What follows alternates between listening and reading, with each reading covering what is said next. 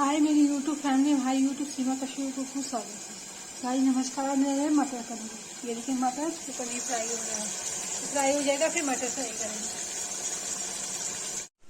Guys मैंने पनीर निकाल दिया है, ये देखिए मटर चढ़ा दिया। मटर फ्राई हो जाएगा तब प्यूरी बनाएंगे। मटर भून जाएगा, भून जाएगा, तेल छोड़ेगा तब इसमें प्यूरी बनाऊंगी निकाल के। देखिए गाइस हल्दी डाल दिया, लाल मिर्च डाल दिया।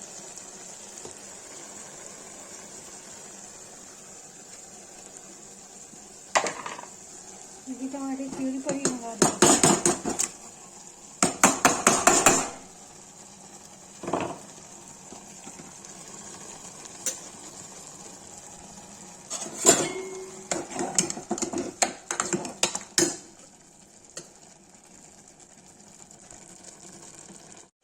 गाइस देखिए मटर हो गया, इससे पनीर डाल देंगे।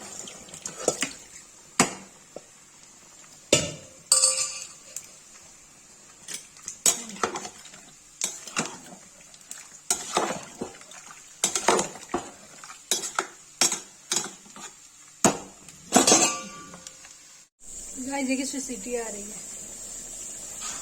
2-3 सीटी आएगी तो बंद कर देंगे।